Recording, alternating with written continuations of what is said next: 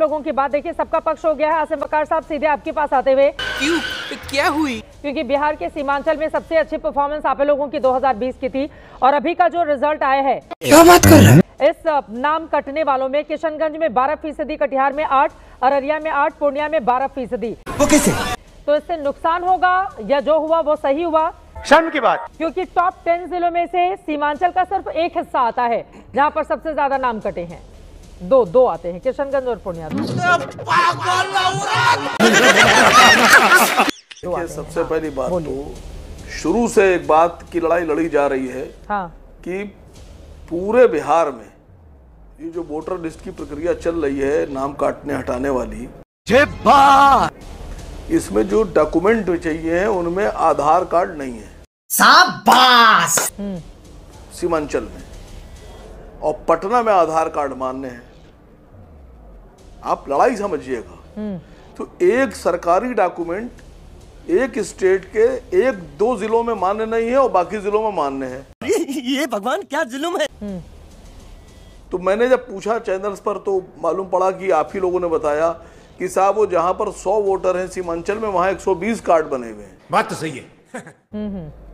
आधार के, तो वो ज्यादा आधार कार्ड बने हुए हैं। लड़ाई है तो आधार कार्ड को लेकर थी, नागरिकता साबित करने का कार्ड नहीं। चुनाव आयोग बोल चुका है आधार कार्ड को उस रूप में नहीं इसमें इस्तेमाल किया गया है वोटर कार्ड के लिए। मैडम बात तो सुन लीजिए, प्यारी समझ गई। बात तो सुन लीजिए। ये सीमांचल में आधार कार्ड क्यों मान नहीं है, उसकी वजह समझिए, रीजन समझिए। जो बैठे हुए हैं सरकार में, जो ISI चला रहे हैं, जो मिनिस्टर्स बने हुए हैं, उनको जो मशवरा दे रहे हैं, जो चुनाव आयोग है, ये हम लोगों से ज्यादा अक्लमंद है। ये बड़ी अच्छी बात कही आप। और बड़ी बारीकी से फैसले करता है। इस बात को हमें मानना पड़ेगा, तभी हम उनकी तरह सोच पाएंगे। यही नहीं, अभी और सुनिए।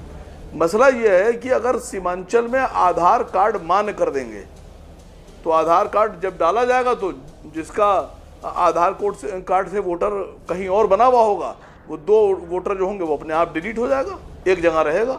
आप क्रोनोलॉजी समझ लीजिए। तो जब आधार कार्ड को मान्य कर देंगे और आधार कार्ड को वैलिड करके जांच करेंगे तो खाली एक वर्ग का या एक जाति विशेष का या एक धर्म विशेष के आदमी का वोट नहीं कटेगा, फिर सबका काट देगा। वो बीजेपी वालों को भी कट जाएगा। अरे बाप रे, ये तो धोती खोल रहा है। अब आप कहीं और ही बीजेपी वालों का भी कट रहा है भाई। उनके वोटर्स का सबसे ज्यादा तो बीजेपी वालों के ही वोटर का नाम कटा हुआ है। ये क्या हो गया? ये क्या सुन रहा हूँ मैं? अगर टॉप 10 जिलों के मैंने नाम निकाले, उनमें सबसे ज्यादा वोटर अगर किसी का लग क्या रहा है, आंकड़े हैं ये। आसिम वकार साहब, ये आंकड़े हैं, मेरे लगने से क्या होता है? अभी बदत है भाई, अभी बदत है। अभी नहीं आप नहीं देखिए ना, 70 लाख आदमी के आंकड़े आप पेश कर पाइएगा ना 70 लाख के आंकड़े हम सुन पाएंगे आप। हाँ। 65-70 लाख आदमी का आंकड़ा कैसे दे दीजिएगा? गजब बेइज्जती है सर। वोट आपको 10 साल लग जाएंगे आंकड़ा देने। अरे कैसी बातें करें आसिफ वकार साहब, कौन से जमाने में जी रहे हैं? हमारे 24 घंटे के बाद अभी तक एक भी ऑब्जेक्शन नहीं हुआ है चुनाव आयोग में। इतना बड़ा हमारा देश, वोटिंग होती है, उसके बाद जब काउंटिंग शुरू होती है दोपहर 2 बजे तक 50 करोड़ से ज्यादा वोट गिन लिए जाते हैं, किसको कितने मिले। क्या बात करें आसिम वकार साहब, इतना कठिन थोड़ी ना है। कैसा लगा मेरा मजाक? इतना कठिन अब चीजें नहीं रहने गए हैं जितना आप बताने की कोशिश कर रहे हैं। पहले आप कह रहे थे 1 महीने में कैसे होगा, 24 घंटे बीत चुके हैं, किसी ने कोई ऑब्जेक्शन दर्ज नहीं कराया है और अब आधार कार्ड की बातें बहुत पीछे छूट गई। अब उससे आगे की बात है आसिम वकार साहब। कोई बात नहीं, हम तो चूतिए हैं। नहीं, उसके आगे की बात तो है। ये मसला ये है कि जो सरकार चाह रही है, आप भी वही बोलेंगे और होगा भी वही। हम लोग कौन होते हैं? आप हमें सिखा रहे हैं कि सरकार कैसे चलाना है। हाँ। आप लोगों को सिखा रहे हैं कि सरकार कैसे चलाना है। देखिए मसला ये नहीं है मैडम, मसला ये है कि तूने तो झूठ पे झूठ तेरी माँ की।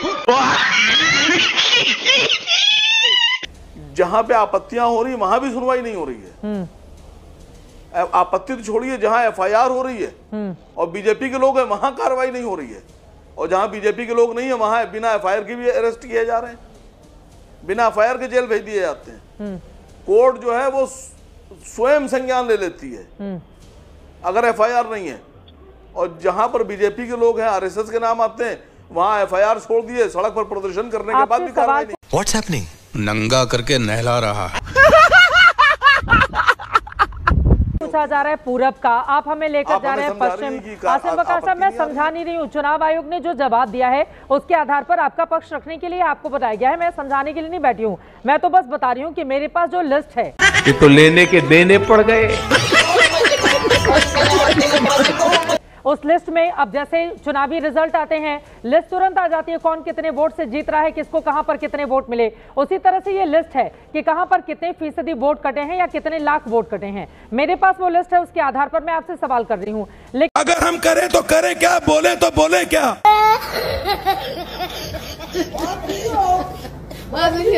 तो दोस्तों फाइनली अपनी इस वीडियो का हो चुका है दी एंड। उम्मीद है कि आपको हमारी ये वीडियो अच्छी लगी होगी। अगर वीडियो अच्छी लगी हो तो वीडियो को लाइक करके, हमारे चैनल को सब्सक्राइब करके, बगल में बने घंटी वाले आइकन को दबाकर ऑल को सिलेक्ट कर लें, ताकि आगे आने वाली ढेरों रोमांचक व मजेदार वीडियोज की नोटिफिकेशंस आपको बिना किसी अड़चन के प्राप्त होती रहे। तो वीडियो को क्लोज करने से पहले साथियों आप लोगों से गुजारिश है कि यदि आप लोग हमारे चैनल पर नए हैं तो चैनल को सब्सक्राइब कर लेना, और हाँ, वीडियो को लाइक करना तो बिल्कुल भी मत भूलना है, क्योंकि आप लोग वीडियो तो देख लेते हैं पर वीडियो को लाइक और चैनल को सब्सक्राइब करना भूल जाते हैं। तो जल्दी से जल्दी लाइक और सब्सक्राइब भी कर लो यारो, क्या जाता है आपका, इस पे पैसे थोड़ी ना पड़ते हैं।